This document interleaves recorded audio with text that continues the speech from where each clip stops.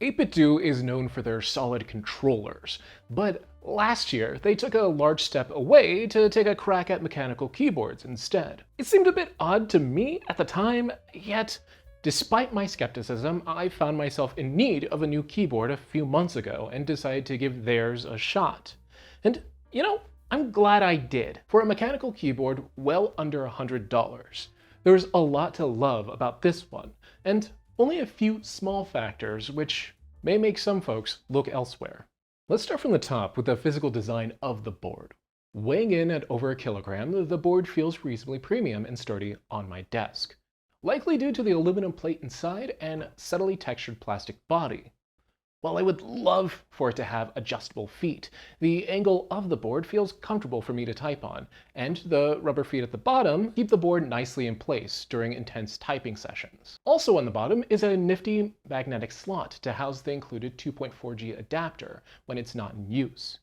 I dig it, as well as how easy it's been to connect to other devices. Beyond plugging in a USB-C cable or connecting via 2.4G, I'm a huge fan of Bluetooth connections being accessible via holding down a single button.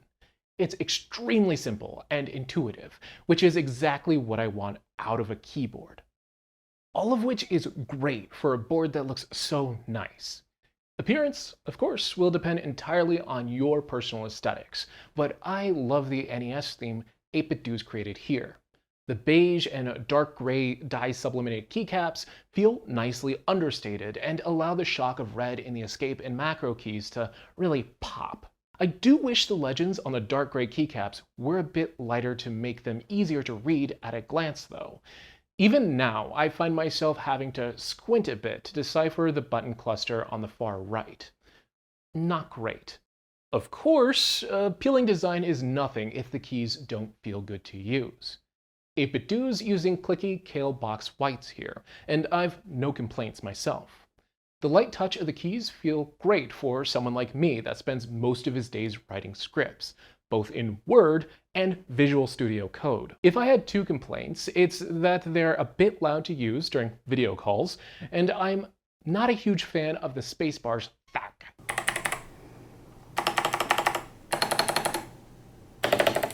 Space is much louder than the other keys and feels different enough that even after a couple months of use, it's hard not to notice.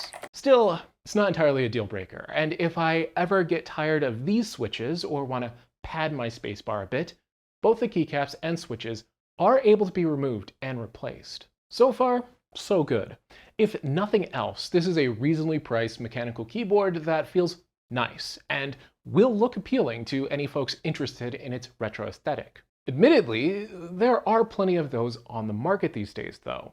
Do a quick search on Amazon and you're bound to find something that'll be serviceable for anyone who typically wouldn't be interested in spending more than $100 on a keyboard, mechanical or not. If you're buying this one from 8BitDo, you're doing so either for the aesthetic, branding, or 8BitDo's peripheral integration, which is where this keyboard really starts to get interesting. The whole shtick of this keyboard is to allow a ton of macro customization on the fly, and nothing demonstrates that quite like the extra A and B buttons included on the bottom right of the board. By default, both buttons do nothing, but mapping them is as easy as holding down the star button up top for a couple of seconds, pressing 1 to 6 keyboard keys, and then pressing the macro button you'd like to map. Just note that the mapping doesn't include the timing of the button press and won't pick up the same button presses multiple times in a row. Luckily, because these are treated like regular keyboard keys,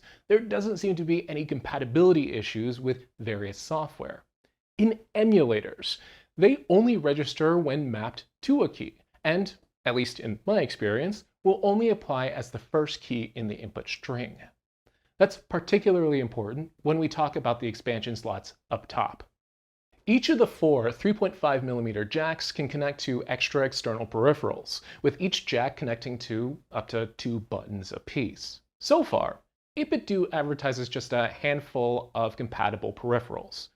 A set of super buttons, which came with the keyboard, ABXY buttons, an 8-way joystick, and individual buttons. Except for the super buttons, each peripheral also has magnets built into the sides to connect them together and increase stability, which is extra important for the joystick, by the way, which will flop around if not stabilized. Each of these extra buttons works exactly the same as the macro buttons on the keyboard. It's been incredibly easy to open the control settings in a game and walk down the list of controls and just map them on the fly. However, considering I only have 8 keys to work with, playing any complex games using only these buttons has proved a bit difficult, since I still need to keep the keyboard within easy reach for anything that couldn't fit on them. Still, working around those limitations, I've had a great time playing games like Mario Kart Double Dash and Pepper Grinder.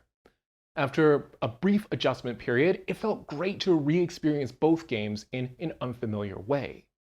For the right person, I could see this level of expansion being a killer feature to buy this keyboard just to play around with. Though, personally, I am kinda left wanting to use these extra keys without the keyboard. If 8BitDo made a small hub with, say, 8 jacks just to connect the different peripherals, I'd buy it in a heartbeat.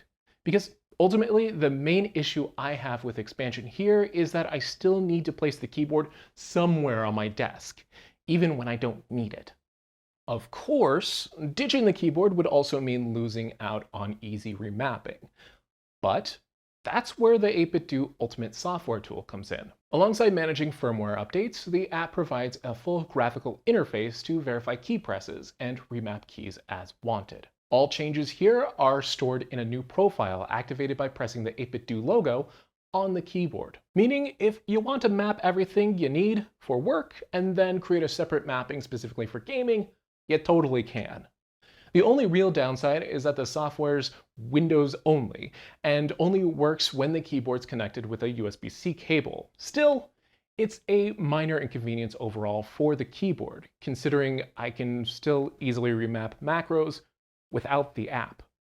Before I close out the video, there are a couple additional nitpicks I wanted to point out.